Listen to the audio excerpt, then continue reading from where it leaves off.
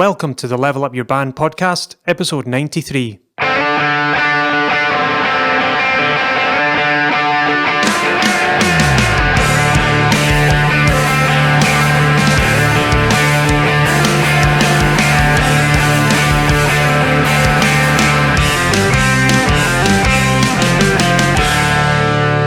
Hello and welcome back to the Level Up Your Band podcast. My name is Gavin Patterson and I'm here with Julian Pombo.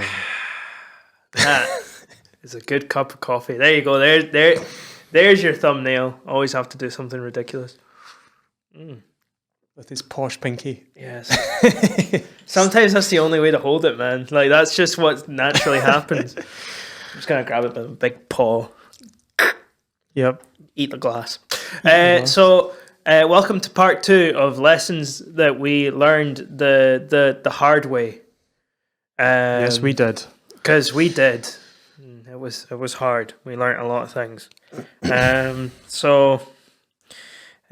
we just carry on? We'll just carry on, yeah. Why not? I guess you can jump into this part 2, but go listen to part 1 before you continue listening. But if you don't want to listen to part 1, I'm not your dad. Neither is he. We can't tell you what to do. You know, unless this is my kid listening to this from 10 years in the future or 20 years in the future. In which case, go clean your room. Well, you did listen to this stupid podcast. Put your shoulders back. Stand up straight. Eat lobster. Yes. So I can eat lobster now. Anyway, that's another thing. That's another all right topic. Okay. Yes. What food, do you know? I for the longest time I thought I was allergic to shellfish. All right. I just had all the times that I had shellfish at that point. Which is bad. It was just bad. I got some stupid story just before we start. I bought some sushi from Aldi, prawn sushi with crispy prawns on the top, and I was just like, right, if this doesn't make me ill, I'm fine. Right, and if this does make me ill, then I know I was fine. Yeah. So then, a couple of days later, I went to Nippon Kitchen, amazing Japanese restaurant in Glasgow, and I had all the seafood, like salmon roe, prawns, like you name it, all of it, and it was delicious. I had a great time. I love getting mussels. It's a favourite. Oh, dude, mussels are good. Love them. Yeah. And oysters. I like oysters. But yeah. Level up your seafood. Anyway. So, part 2. So we'll get right into it.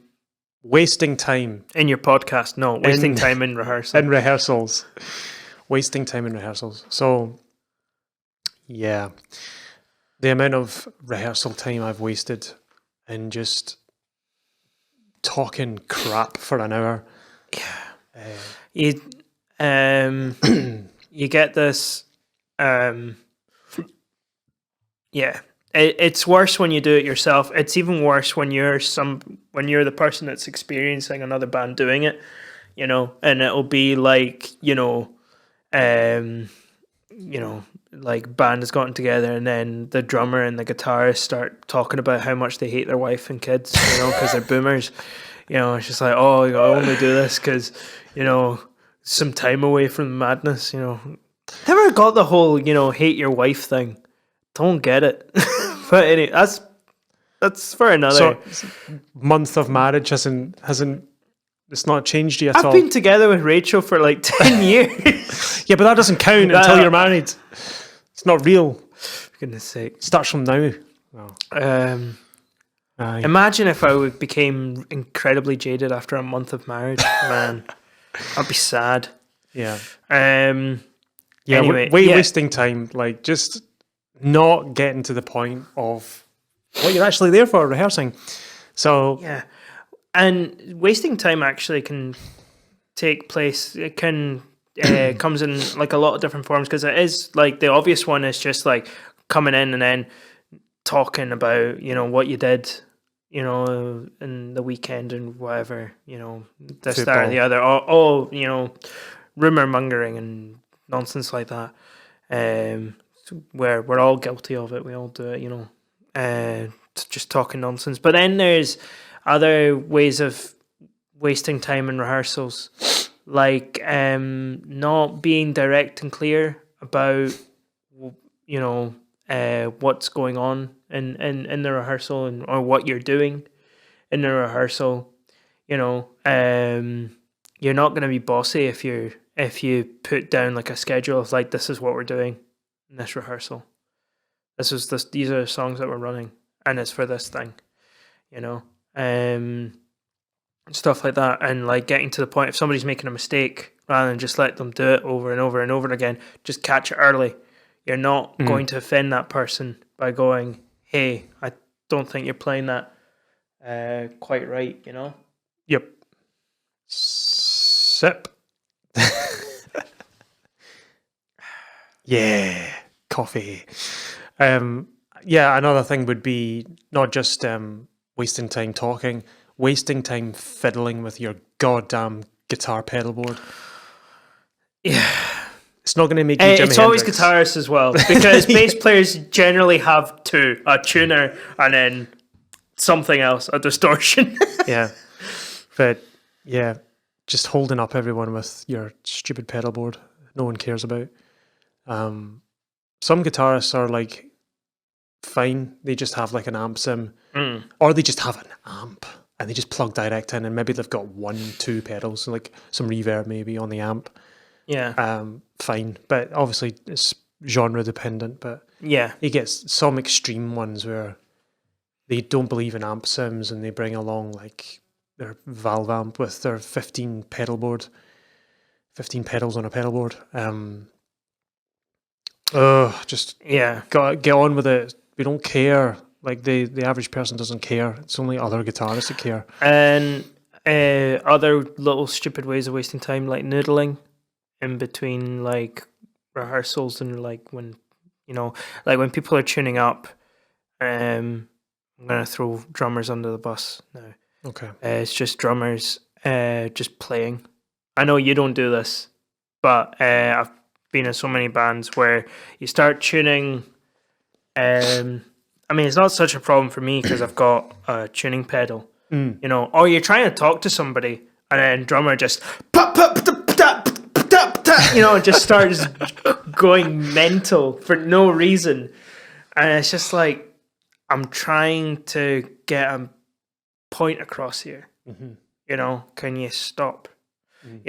Then again, I'm saying all this, I'm still guilty of like wasting time, because generally in the bands that I'm in, I'm friendly with the people, so I want to chat and how are you doing, stuff like that. And that's definitely part of the rehearsal. It shouldn't just be like, you come in, business, go out. Let's get down to brass tacks. Just keep it chill, but not so chill that you hardly play anything. Yeah. Okay, this is a big one for me, this next one. So this is from the point of view of a sound engineer, which I am. Letting the band sit in on the editing mixing sessions. Oh, no. No. It was hell for me and hell for them. So this was a band that I was in and was recording and mixing my own stuff. And in my lack of wisdom, I thought it was a good idea to let the band sit in while I was mixing. Boy, was I wrong. Not a good idea. So this is less relevant to musicians, but if you're wondering why perhaps the sound engineer that just recorded your EP or your album won't let you come in, this is why. So when you're in a mid mix and you're working away and someone's sitting behind you, you've got a pair of eyes behind you watching your every move, and it can detract from you getting into flow state because you're constantly thinking about what the other person is thinking. That's number one. Number 2, if you are a nosy, talkative pain in the ass, you will interject constantly. So you're in the middle of making a mix decision and you maybe EQing a guitar or something. And then you maybe move on from it and go into the drums to see how that balances along with it. And then the guitarist who's sitting behind you goes, maybe turn the high-end EQ down on the guitars just a little bit tinny. And you turn and you go, I'm sorting the drums. I'm in mid-flow here. It might not stay like this. I'm trying something. Let me just do my thing. That's just one example. It goes on and on and on. Yeah. You judge the final thing. You don't judge it as it's been prepped and mixed and all that. I can remember specific sessions where I was getting frustrated by the constant turn that up a wee bit, up a wee bit, right there, right. That cymbal's too loud. Turn it down a wee bit, there. Like it's like backseat driving. And nobody likes that. It takes longer to do anything. There was at one point I remember the guitarist lying flat out on the floor in the hallway, just going out of frustration in the middle of this mix session because we were taking like hours to do this. No one was happy that day. I was such a miserable day. It was such a bad idea to do this. This is when I first started out. I would have been like 19, maybe 20. Starting out mixing for the first time.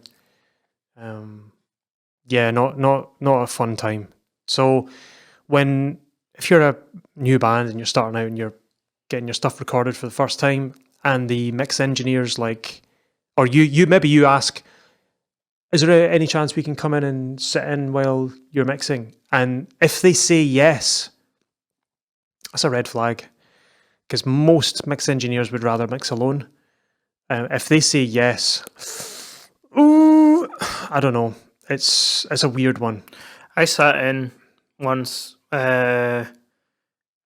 Band, we had just finished recording audio for a promo video kind of thing, and we sat in on the mixing session, and it was the most boring thing. It's not actually a fun thing to sit through. No, at all. It's just boring. It's like watching someone play a video game. I'd rather play the video game, thanks. Yeah. Like some people like that. If it's a story-based game, but if it's something like, I don't know, Minecraft or something, it'd be so boring. Yeah. Or like some resource management, like, honestly, man, like I don't think I would be able to watch anybody play something like Death Stranding. Yeah. It's just... There's no story. Well, there is a story. There is a story. It's very convoluted and strange. And but it's resource management and taking one thing to another. Very boring, yeah. To watch. To play is great. Like, watching someone mix, if you know nothing about mixing, must be the most boring thing in the world. It must be like watching paint dry. But to be the mix engineer, it's the most fun thing, most rewarding thing in the whole world. Like, I love mixing, it's my favourite thing. But to someone sitting next to me, it must look like just like so boring. It's like watching someone write a book, just sitting there typing or writing. It's like nothing's happening. It's all happening in the person's head. So if you're into that, maybe, I don't know. But I would strongly advise, if you run a studio or you're getting an EP done, don't sit on the mixing. Don't sit in on it. Just trust them to get it right. Yeah. And then you can listen to their final product. And if they, after recording, they hand you the song saying, that's it, finished, before mixing, run far away and take your money with you. No.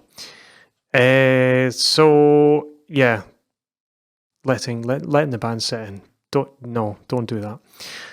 Okay, not keeping a proper diary and inevitably missing gigs or double booking. So this comes from I think I've mentioned this one before, the wedding that I put in the wrong day, or I didn't have a diary at the time, and thought it was like this weekend, but it was actually next weekend, or roundabout the other way. And it gave me a big wake-up call to get a diary and all this. So, and 2 other occasions as well, I turned up a week early for a gig.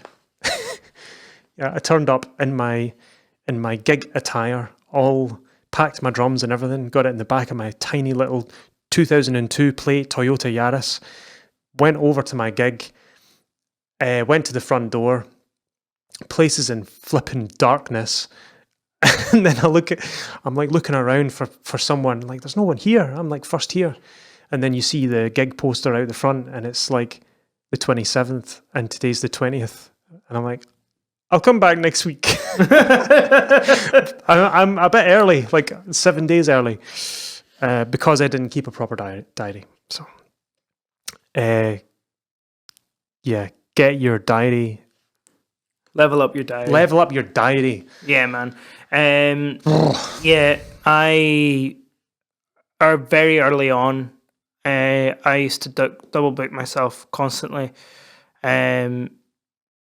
And it nearly got pretty bad after lockdown because I just fell out of the habit of keeping a diary. Now everything's on my phone, ready to go, including, like everything.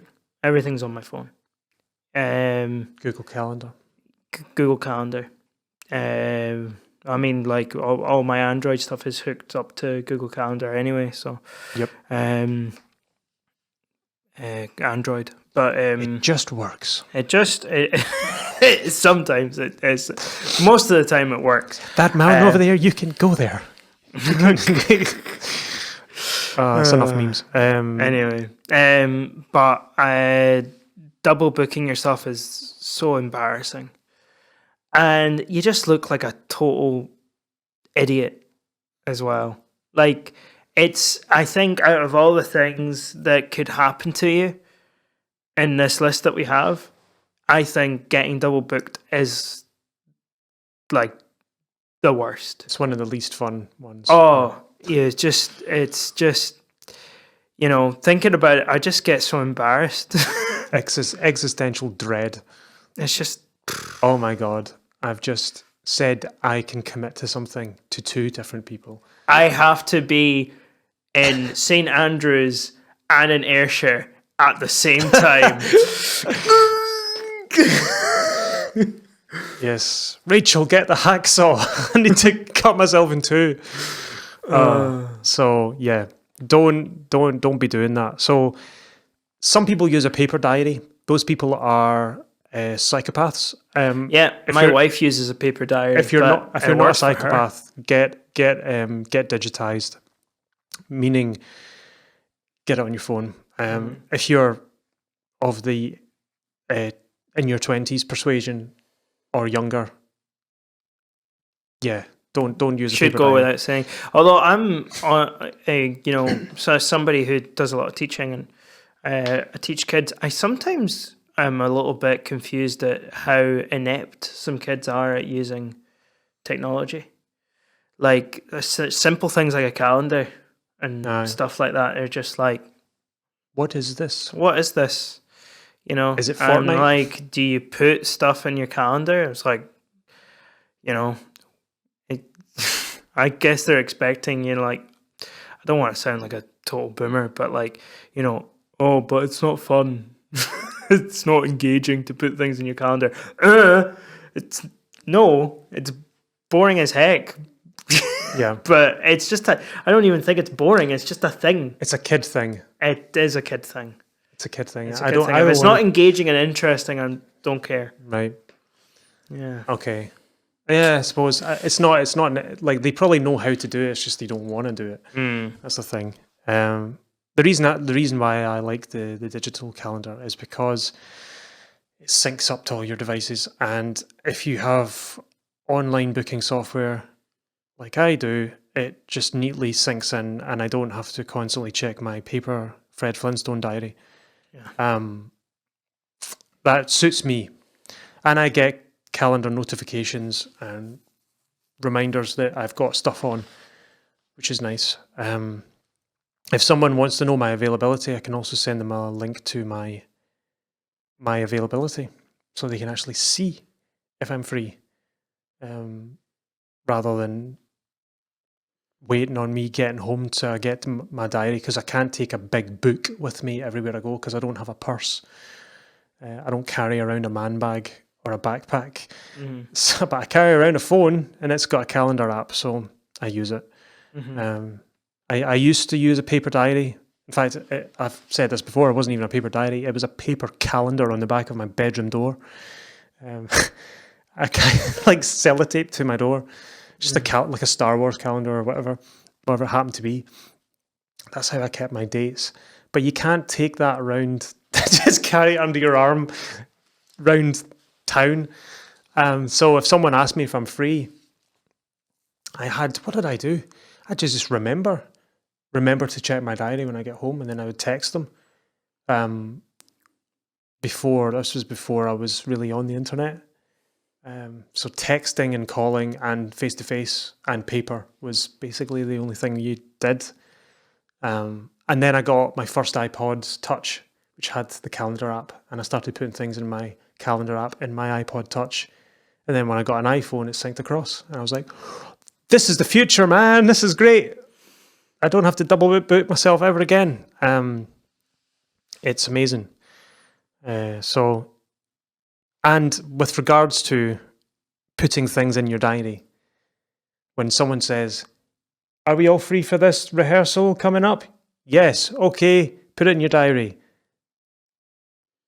You drop everything you're doing and put it in your diary right then and there, because you will forget. Yeah, I've done this so many times. I don't know if it's like a built-in like Hispanic thing, this mañana attitude that I have, but it's just like, I'll do it when I have time. You have time now, just do it. And then you get more time to just chill out, and you're not stressed out.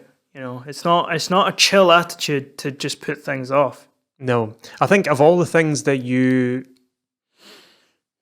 shouldn't put off, I think that's probably the most important. Even if I'm busy, I'm really busy, and someone says, "Oh, can you do next Monday?" Yeah. Mm-hmm. Oh, 7:30? Yeah. Okay, right, we'll confirm that. But you're in the middle of something. Stop what you are doing, as long as you're not driving, and put it in the diary then and there. Because if you're busy, then your mind is on something else. When you finish that thing, you will forget to put that thing in the diary. Stop everything you're doing and get it in the diary immediately. First thing you do, which is why you should have it on digital calendar, because you can just reach in, plug it in, done. Because if you're out and about and your paper diary's at home, I still deal with people who shall remain nameless that still use paper diaries, and when you ask them if they're free, oh, I'm out there now, my diary's in my house, in my flat or whatever. Like, now I need to wait. I need to text you again because you'll forget. Then when you get home, I'll need to text you again to ask you again. Yeah. Ugh, it's just infuriating. Like we're past that now. We don't live in 1975 where everyone was on a paper diary. Like, come on. It takes. I don't know if it's just like, oh, if people are like, oh, with a book, I can just open the book and write it in. I'm like, you just open the app and you type it in. It takes about 10 seconds to write in a thing on the same amount of time that would take you to write on a paper calendar. Just do this. Unless this really, really doesn't work for you for some reason. I mean, like, at the end of the day, I can't change some people's minds. Yeah, you just, But regardless of what you do, just get it in a calendar. Yeah. Just get it in and do things like if something comes up, deal with it. Yep. Deal with it there and then. So the next one, totally different, not related. Allowing people to talk you down and walk over you just because they are older and seemingly more experienced than you. So we kind of alluded to that in the last episode, but that was more taking advice from people. But this is more letting people just railroad you, because they've got technically more experience, but maybe just the way they're going about it's not nice. So I can think of some examples like just attitudes like, "Oh, what are you doing that for? That's a waste of time," and rather than encouragement. It's when you're taking advice from people or asking for advice. If they respond by berating you or putting you down, rather than just encouraging you. So we've said this a couple of episodes ago. We did an episode on this kind of thing. I think it's more beneficial to encourage than to the opposite, berate or criticize. Just constantly criticize. Criticism is good and constructive, can be helpful, but you need encouragement as well. Part of the reconstruction is, and the constructivism is the encouragement. Why I don't understand this whole tough love thing. That's just an excuse for just being abusive, I think. Because you can be constructive without being mean about it.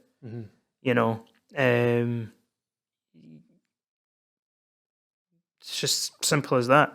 If you, don't allow, like, as human beings generally avoid confrontation. Depends on what kind of personality type you are. But as an extremely agreeable person, I don't like confrontation. Really, I try and find an option where everybody kind of wins out in the end, But if it's getting to the point where it's so bad, then you should just stand up for yourself, basically. If that's happening, even if they're a teacher or if they're somebody you're in a band with that's maybe a little bit older and they keep having this kind of bad attitude, don't just let them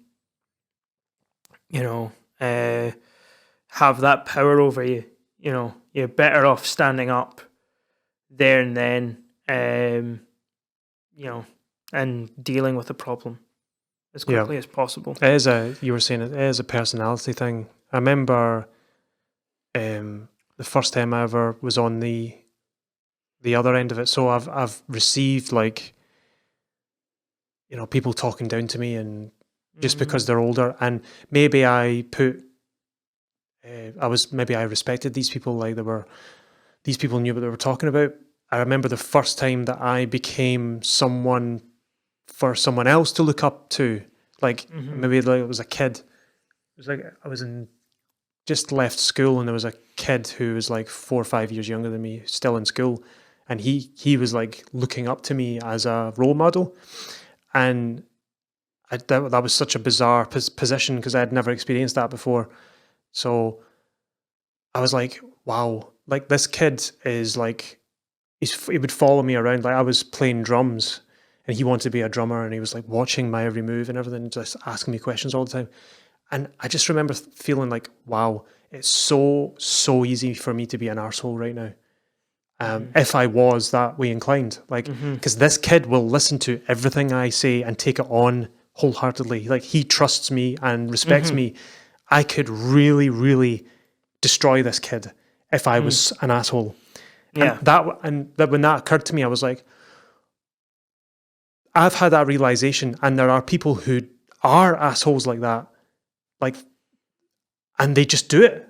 It's like,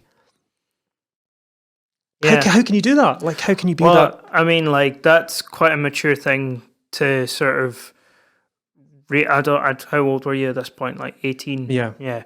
Like, there's people that go the entire lives without actually taking, again, like, but like acknowledging the fact that they have the capacity to be completely and entirely evil. Yeah. Yeah. And choosing not to. And choosing not to. That's, like everybody, has a genocidal maniac inside of them hiding in there somewhere, or like a very mean-spirited person. Yeah. And it's actually coming to terms with that, where you can move past it and grow from it. Some people are just stuck in that. You never know. Like, it's a lot of people, that are like that will have experienced, people being mean to them in that way. So they're like, that's how it is. This is how the world. And it's not really how it's not how it ought to be. That's another problem. That was a big kick. Yeah, for me, like, because a kick up the backside, because it's like, you've always been the kid, the inexperienced, you don't know anything person, and then to have someone follow you around, thinking that I'm something to look up to, and I was like, whoa. I was like, I better not screw this up, because this kid thinks I'm like great or something. So I'm gonna make sure I treat them really well, help them, and that was my instinct. I was like, oh, like I need to step up and be a role model a little bit. Whereas that just shows you the mentality of people who are their first reaction is to criticize or make fun of rather than encourage. So if you are in either of those positions where people look up to you or you look up to someone else, bear in mind that if they start talking you down and treating you terribly, then that's a good reflection on their character, and it's almost like a disqualifier. Any respect that you had for them, it's kind of good in a sense, because you actually get to see who they really are, and you can make your judgment on that. That's the way it's like people who act up, people who treat you badly. It's almost like they're deleting themselves from your friends group. Do you know what I mean? It's like, oh, the trash is taking itself out. Fantastic. means I don't need to do it. Oh, great. This is it's actually, that's how I look at it. It's like, all right, well, you're a trashy human being. You're gone now. I can see that. Well, that's fine. That's the upside that I see. I don't know. It's a funny one. So yeah, this next one plays into it a lot. Ignoring your gut instincts. So this I was talking about this in the last episode with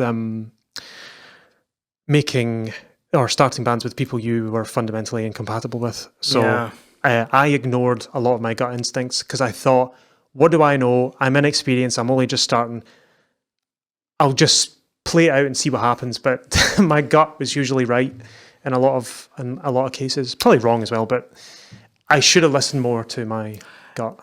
Yeah, definitely there's something to be said there.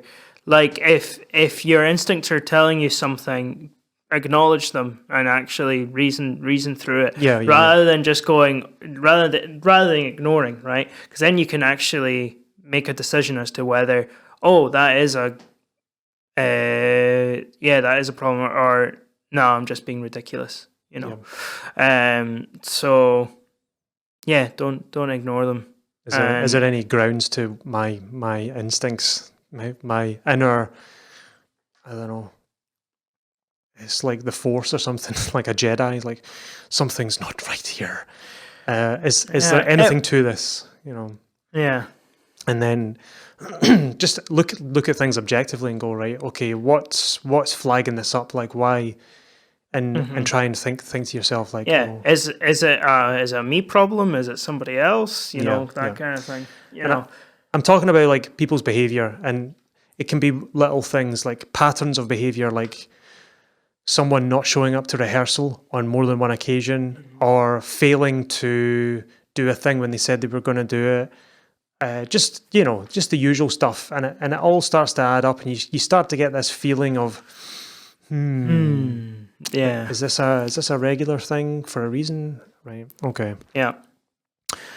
Yeah. Another one. And I think this next one coincides with the whole incompatible. Well, I guess with the gut instinct, bending over backwards for projects that deep inside you knew would fail. That's that's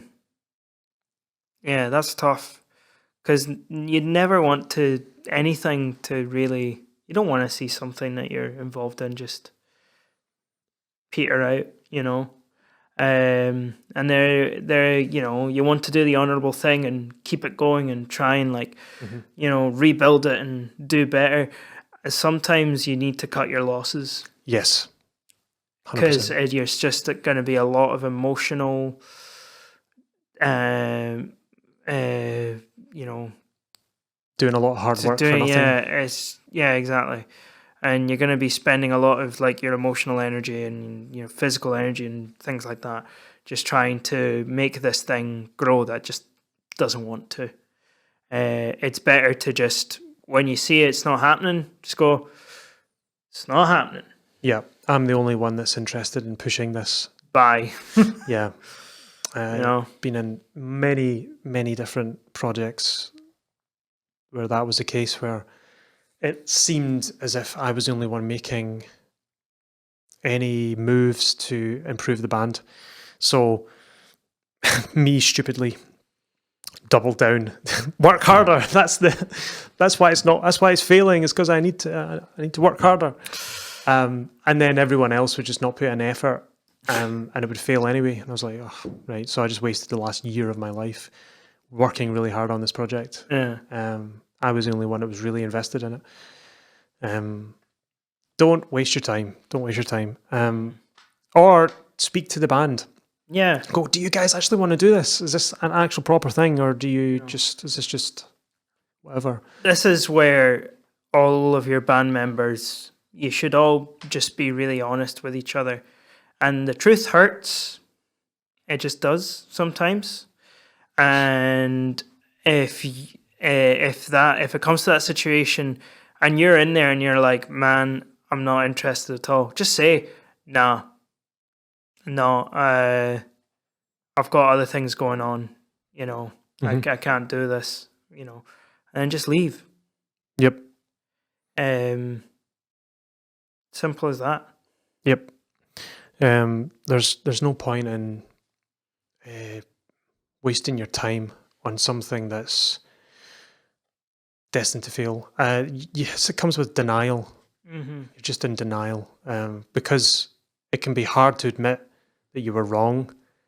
It can be hard to admit that the thing you said would work isn't gonna, and you're desperately clinging on to that last little bit of hope.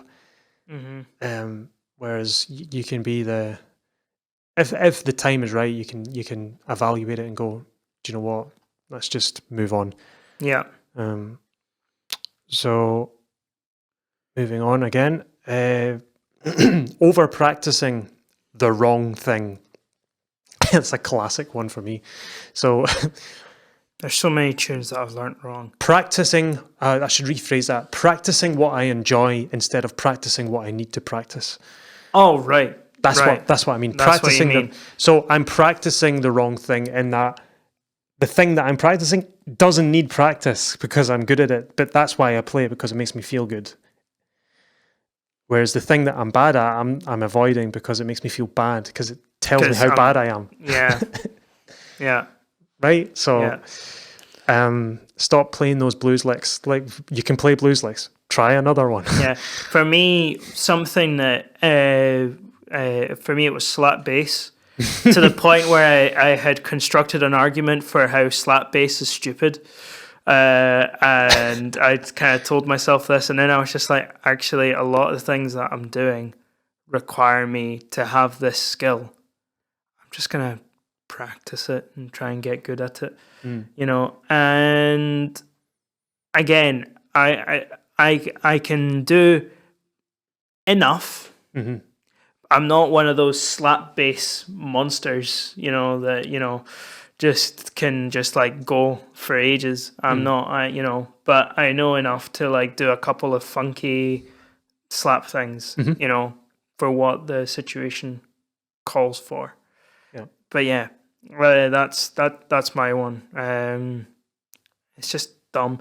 Playing with a pick as well. That was another one. But then after I actually learned how to play with a pick, I was just like, I end up playing bass with a pick more often than I do my fingers because I prefer the sound.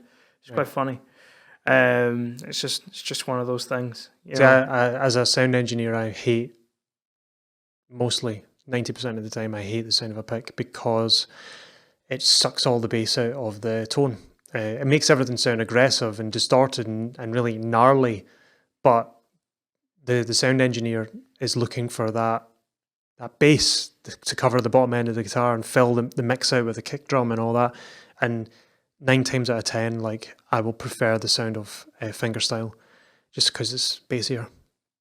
Just is. But it depends on the style of music as well. No, it totally, it does. I'm not going to If you're playing a slow song with a pick, no. No, I would never do that. No, but if you're playing like a driving dun-dun-dun-dun-dun-dun-dun, like, yeah, pick. Yeah, because I find that with fingers, it's just like, you know, unless you do a Geddy Lee and you grow your nails out. Yeah. I'm not going to do that. Yeah. Not a classical guitarist. Yep. So. And no shade thrown at, you know, Geddy Lee fans. Like, I think his bass tone sounds good. It's lovely, yeah. It works for him. Jazz bass? Yeah. Yeah. Jazz bass and nails. Yeah. Has he got a black and white bass? Yeah, he does. Yeah. Yeah. So yeah, practicing the wrong thing. Like drums, oh my god, where do I start? Like there was a drum beat that I, from the ages of like 17 to like 25, I couldn't play. Probably as much as that. What was 23. It? Maybe like from the ages of like 16, 17 to the age 23, I couldn't play a samba beat, and it really annoyed me. Not that I play a samba beat all the time. No. Hardly ever. But when I was playing big bands and stuff, it would require sometimes to play that beat. So I got really annoyed with myself because I couldn't play that fast. It's my feet were the problem. My hands were all right, but I could play the patterns, but I couldn't play the double kick drum note. So it's like not double kick, but single kick pedal, but hitting it twice. Bumped, ba-bumped, ba-bumped, ba-bumped, ba-bumped, ba-bumped. So I would watch all these videos on like how to do it, and the fastest I could go was like bum bum bum bum bum bum bum bum, and I was supposed to get double that bumped, ba-bumped, ba-bumped, ba-bump. Whenever I did it, I would get like 3 bars, and then I would get cramp in my shin, and I kind of put it off. I didn't practice it because I was like, I can't do it. And guess what? One day I was like, do you know what? I'm going to just practice this, and I'm going to practice it correctly. And I learned how to play bossa nova extremely competently for extended periods of time. So I play a bossa nova beat for 10 minutes straight. So it's a really slow samba. Boom, boom, boom, boom, boom, boom, boom. Forget the hand beat, but I did slow practice, and guess what? I tried the samba beat, and I could do it because I could play a bossa nova for 20 minutes straight, slow. It's a slow samba, basically. And when I sped it up, I could do it because my muscles were there. I developed them with that beat at a slow tempo, and when I cranked the tempo up, there it was. I can do it. I can do it now. I put it off for so long, and I was practicing the wrong thing. I was just going straight into the, do it fast, do it now, boom, boom, boom, can't do it. Oh, give up. So I learned to practice the correct thing. Yeah. You'll find that the correct thing is always the most boring thing. Oh, yeah. Slow. So boring and slow and gradual, and I just want to dive straight in at 200 BPM and Yeah, you just want to be able to just do it and go, yeah, I practiced it. I now know it. It's not how it works. Especially with something like drums. It's such a physical instrument. I guess all instruments are quite physical in a way. Yeah, it's probably the most physical. Yeah. You're actually using your limbs proper rather than like twiddly. Anyway. This next one's a good one because buying cheap crap gear instead of robust and reliable. And we're not talking about you have to buy expensive gear all the time. Yeah. But just good gear. Just buy good gear. And what we mean by that is good gear doesn't really have a price. You will be guaranteed to find better gear at a certain price point. Yeah. Like a sort of like, let's say if we're talking bass guitars, you can listen to the bass guitar episode that I did. I can't talk about it, but like, I think I do. But like between 300 and 500 pounds, you're guaranteed to get a good bass. Yeah. Without question. There might be a duff one there, but it can all be done. It can be fixed. It's not a problem. Now, when you're going for like the cheaper instruments, they are still good instruments. Yeah. A lot of my favorite instruments that I play were quite cheap. One of them, I mentioned it before, my P bass, which cost £90. Now, well, about £90, it was like €95, something like that. And it's a solid bit of kit. Like as far as like the wood is concerned, hardware piece of garbage. I ended up having to change the tuners out because they were made of cheap chrome, so they just gave way after a while. Right. It happens. So, yeah. But that was okay. That was just like 40 quid at the guitar shop. Just took it in, and they were like, "Oh, one of your tuners is gone." I was like, "Well, I knew this day was going to come anyway, so let's get them replaced." Yeah, it's worth it. Sorted. Yeah, I'm still paying for my mistakes in this category, buying cheap crap gear instead of robust, reliable. Even to this day, the cheap XLR cables that I bought when I first started out are failing me all the time. Those are the ones that start crackling, be mid-recording, and then the second tom mic starts going and I'm like, my mic has just died. And I'm like, nope, the mic's fine, it's the crappy cable. And then I swap it out for a proper one, and it's fine. And sure enough, every single time this happens, it's always the collection of cheap cables that I bought 10 years ago when I was starting out. Had I just spent a wee bit extra, it's not that much, really. No, I mean, I was buying back then XLR cables. They were about £10-11 a cable. The cheap ones I'm talking about. Yeah. The ones I'm buying now are maybe like £18 to £20 a cable. So it's not that much more expensive. No. And I was buying like 5 cables at a time, to just make it easier. Yeah. Over the long run. I'd maybe like buy 5 cables this month, and then 2 months' time I buy 5 more cables. Or I'm still buying stuff like that. But I learned what brands to buy and what ones work and what ones don't. But even to this day, I'm still paying for my incompetence. I bought a lot of Behringer gear. That was a smart move. People always rip into Behringer stuff. But see, to be honest, it's built like a tank. Like all their stuff is so robust. I've only had one unit fail me, and that was my fault because I bought it secondhand. Yeah, I think Behringer studio gear is pretty good. I don't know, I've used a couple of Behringer guitar pedals,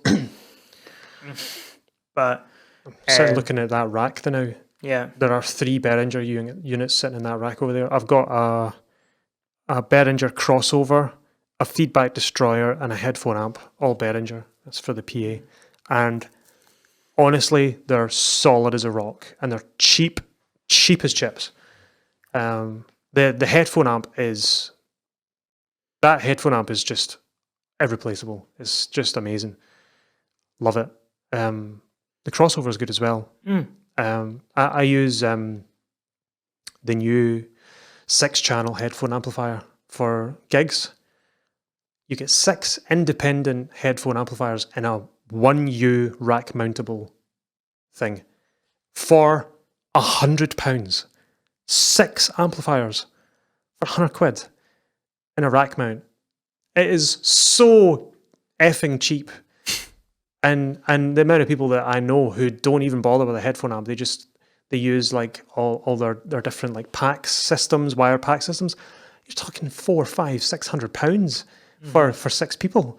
Just like I did my research. I was good at that because I wanted to find out what's robust and cheap. And Behringer was the name that always popped up when I was starting out. So I just went for that. But cables, it took me a little bit longer to... I was like, cables are just cables, right? No, they're not. You get different tolerances and different cable strengths and armoring and connectors. I pretty much only buy one brand now.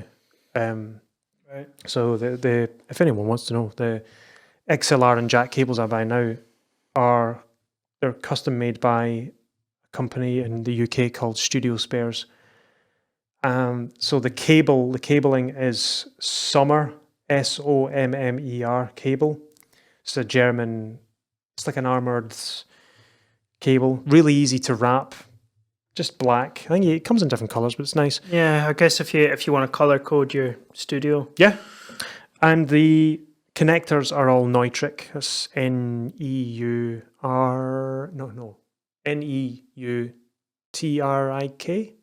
Neutrik. I think that's how it's pronounced. Spelt. And those connectors are the best. Like, they're so robust. They never give me any issue. There was some of those cheaper cables that I used to buy. The connectors would just break. Like, I'd have jack cables. Like, the jack would bend. And you couldn't get in your guitar and stuff like that. These were like cheap Amazon cables, stuff like that. Or you would open it up and the soldering would just be shattered, or the little thin copper wire that you solder to the connector were just snapped. And I'd have to cut it and resolder it myself. I had to learn to solder because of my cheap sensibilities. So yeah, it's a lesson I learned the hard way. Yeah. And I bought a lot of gear. I have got a lot of gear. Yeah, well, you certainly need a lot of gear for a studio, that's for sure. I don't know where the saying comes from. My family say it all the time is buy cheap, buy twice. My granddad used to say the exact same thing. Right. You know, like in Spanish. Yeah, but I think it was a bit more convoluted. It was something along the lines of like, you know, you buy a cheap frying pan like once a year, and you buy a good frying pan once. Basically. Yeah, once, yeah.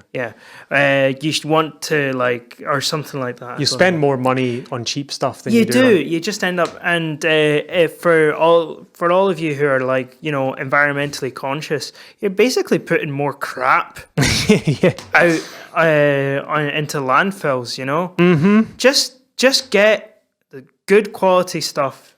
Don't skimp out. Yeah, you know, on anything, really. You know, and if you can, just get secondhand as well. You can get some really nice, good quality bases secondhand. Yeah, and gear. You know, stuff like microphones, stuff like that. You know, like a Shure. What are they? SM58. 58. Yeah. SM58. Secondhand for like, I don't know, 70 quid, something like that. Yeah. Sometimes cheaper. And it'll be in like, if the casing's a bit bashed, buy a new one. Just buy a new one. Yeah. They're not expensive, you know? One of those SM50s over there, I got secondhand for 50 quid. And it was perfect. There you go. Yeah. Right. I'm just looking at the time. I'm getting a bit scared. We'll be fine. We'll be fine. Yeah. So over prioritizing projects that aren't doing well instead of pushing the growth of ones that are. So that's the 80-20 principle. Yeah, that So- kind of relates back to the whole bending over backwards for Yeah. projects. Stop wasting time on. So what ends up happening is the bands that are doing really well, you're like, oh, they're doing really well. That's fine. But this other band that's not doing very well, I need to give my focus and attention to make that band do well. But what you might end up doing is spending time and effort and money on something that's going to fail anyway, because maybe it's failing for a reason. Maybe because it's not good. Maybe it's better to just weed it out and only focus on the ones that are doing well. The Pumpkin Plan, that book I recommend people read if you're into that sort of thing. It's a kind of a business book, life advice kind of thing. The premise of the book is there's a pumpkin farmer somewhere. He grows the largest pumpkins in the world, and they're like the size of a car. They're huge. And how he does that is he weeds out the ones that are not doing so well, whereas other pumpkin farmers will try and get the whole crop to do well. But what this guy does is he trims back and culls and encourages growth in a specific few. And as a result, all the focus and attention goes on the ones that are doing well, and none of the attention goes on the ones that aren't doing well. He 80-20 principles his pumpkins. His pumpkins. And the book's called The Pumpkin Plan. So it's just the philosophy is the thing that is doing the best, pay more attention to that and don't waste your time, because you end up, the thing that takes 20% of your effort, for example, the band that's doing really well usually does really well on its own. It's really easy to push it. So it takes like 20% of your effort, but you have to use 80% of your effort to go and work on this other band that's only going to yield 20% of the results. And it's always sometimes, and it hurts even more when it's the bands that, that you're in with people that you grew up with, or, that you started yourself. Sometimes you just have to kind of just make a decision there and then and just go, this just isn't working. Mm-hmm. But these other projects that I'm involved in really are working. Don't let I don't know that it's an ego thing, but don't let your own ego influence your decisions. Just because you started a band doesn't mean that it has to automatically. It'd be nice if it succeeded, but if you find that you started this band and it's not doing well, then just let it go. Yeah. Basically. Yeah. So. Yeah, I love the 80-20 thing in general. Pareto distribution, all that. Go and look it up. It's interesting. This one really, I suffered big time for this one. Playing gigs, rehearsing, etc., recording without any knowledge of how sound equipment works. Oh, so turning up to rehearsal and having not a flipping clue on how the mixer works. I turned up at a gig and nobody ever walked me through how to set up a mixer or anything like that, and PA and all that stuff. And I was first and somebody else, and I was just like, well, should start setting up. And I was just like, I don't know how any of this works. Luckily, I have a brain, and I use it from problem solving sometimes. So I just kind of took my time, and I was just like, right, okay, I know the microphone's going here, and I know that this goes in here, and I just kind of worked it like Logicked your way into it. Logicked my way into it, but that was tough. Yeah. So learning basic stuff, like the difference between a microphone and a jack lead. Yeah. Learn what things need phantom power, what things don't. Yeah. I was also given another loop there because the singer that was there, she really wanted to use her microphone, and her microphone needed phantom power, and I was just like, phantom power? I don't know what that is. You want me to get a little ghost to go into Phantom of the Opera. You want me to get Darth Maul to Yeah. go into your mic? I don't understand. I don't know what you need from me. It was tough. She said she needs the Phantom Menace. I don't know what that means. What? Yeah? No? Oh, so yeah, just a basic understanding of how sound equipment works. So it's just handy to know. Like there was a gig, I've said this before, there was a gig I did, a wedding, where I used to get a sound engineer to help me do the gig. So it was a Ceilidh band wedding, and I didn't have my own PA. I didn't know the first thing about sound equipment. So I got this guy, hired this guy. He left half of his equipment at home, left the gig to go back through rush hour traffic, ended up being 45 minutes late. I'm getting called all things under the sun by the mother of the bride. First ever wedding. That was the hard way. That was the hard way of doing things. After that, I sacked the sound engineer and bought a PA system and learned that thing. I set it up in my living room and just... Yeah, and sometimes for like some... for some bands, like you don't need a particularly fancy PA system. No, £500. That's how much I spent on my first PA. 500 watt PA system for £500. Did me. I've still got a watt. a pound a watt. That's what I used to say. I've still got that little mixer. I use it at every gig. Still use it. There you go. Little alto mixer. We 6-channel things. Great. So 2 left. Over rehearsing. So I was in a band that had this problem, and I ended up leaving. And the problem was, and it kind of relates back to practicing the wrong thing. The person that ran the band, I'm trying to be so anonymous right now.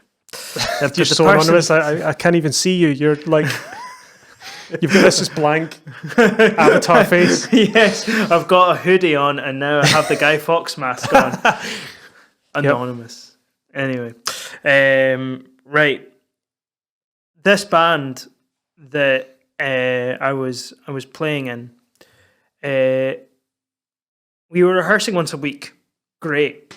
However, we were rehearsing the same things over and over and over and over and over again, which we knew were okay. Right. Right. And I had suggested, hey, we should start learning some new stuff. So radical. Because we're running out of material at some gigs, and it's embarrassing that we have to play things that we've already played. It doesn't look good. And I think everybody more or less agreed on this, but, excuses were made and whatever. And I just ended up leaving because it was like almost like a war of attrition sort of thing. It was just like, just it was like bashing my head against a brick wall. Mind you, I left that band poorly. I did a really bad job of leaving that band. I did it in the worst possible way imaginable, which I'm pretty sure we did a podcast about how to leave projects and things like that.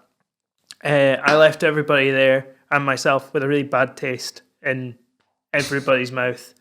It was just like I left like the stinkiest fart and then just and then flipped everybody off and left. It was just I might as well have done that, Right. I might as well just had done a dump in the middle of the floor and then left. Oh God. It was that bad. Yeah. But sometimes gigging, just going out and doing, well, if you're over rehearsing the same material all the time, that's a different thing. But if you're rehearsing material and never gigging, you feel like you can never perfect it, but sometimes gigging it perfects it. Yeah, that was the thing that was annoying, is that we were gigging quite a lot, we were playing quite a lot and rehearsing, but we were just not learning anything new. And there was a problem because, but we want to do more original stuff. Yeah, fine, do that. But we're we're playing in this particular style, so let's learn stuff from the wealth of music that is in this genre, and let's just go out and play it. Yeah. You know? Yeah. Anyway. If you're finding that you are just playing the same things over and over and over again, it's okay to just kind of take a writing break. Just go, right, guys, we'll come back in like a month's time and write some new stuff. Write some new stuff and we'll bring it in. You know? Totally an okay thing to do. You don't have to be rehearsing once a week. Constantly, all the time, you know, because you run out of things to rehearse at some point unless you write new stuff constantly, you know. And the last thing, lessons that we learned the hard way, not taking enough risks. So playing it safe, taking it easy, not going out on a limb and saying, right, I'm gonna do this thing. Yeah. And just going, oh no, I'll stick with the project I was in for the last 5 years. It's, you know, just not trying anything new. That's been my entire existence up until very recently. I've felt like I've just been doing the same old thing, and it's only just recently now I'm like, you know, there's things I want to try. There's things that I want to just put out there and just do that. You know, like there's no you don't know what's going to happen unless you actually try it. You actually try it, you know. I think it's really important, like, that you taking risks is good. Taking risks responsibly, responsible risk taking, I think is what we want. You need to take risks. But you need to take risks. The minute you're too comfortable, you just get lazy, I think. I think you need a little element of chaos just to mix some things up in your life. COVID did that for a lot of people, a lot of musicians. Yeah, totally. Threw a lot of spanners into the works of a lot of people's careers. And a lot of people have had to change, adapt, rethink. So sometimes you can get a little bit too comfortable. I mean, for me, like, COVID has made me think, like, well, if something like that happens again, I need to make myself, you know, like, lockdown proof, and, you know, that's like obviously that's an imposed thing. Like, this happened, so I need to rethink. But if you're taking risks, you're gambling. You're like, oh, what's this going to be like? You're changing you're voluntarily changing your landscape, because there might be some rewards there to be claimed.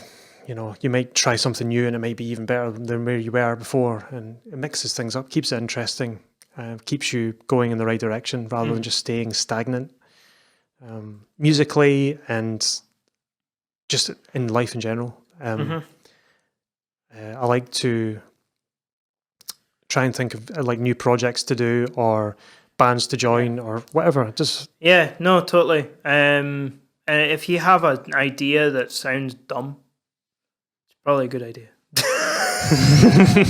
Because I've had a couple recently, which I'll tell you afterwards. After this episode. Okay. But it's gotten to the point where before I would have gone, nah, that's just stupid.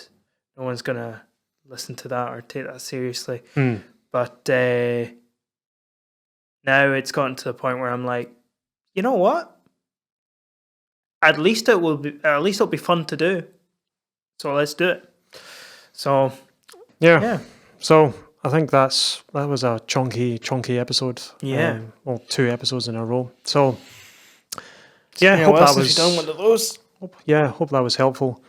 So next week we're going to be the next 5 episodes. I've decided I'm going to go back and I'm going to look at the top 5 most listened to episodes, and I'm going to replay them. So I'm going to go back through our 100 or so or 90 something episodes and see what the top 5 most downloaded episodes are, and I'm going to replay them for the next 5 weeks. which will leave us with 2 episodes, 99 and 100, to finish off the podcast. So yeah, thanks for sticking around this length of time if you have been listening from the start. Yeah, it's been great doing the podcast and stuff. So yeah, like I said, next 5 weeks will be older episodes, but your favourite ones, the ones that were most listened to.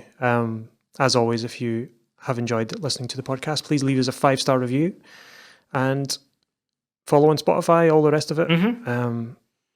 So we will see you, or our past selves will see you next week for the next 5 weeks, but we will be back in 6 weeks' time, I guess, for episode 99 and then episode 100, the final episode.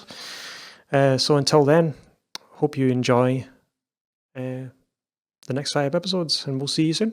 Bye.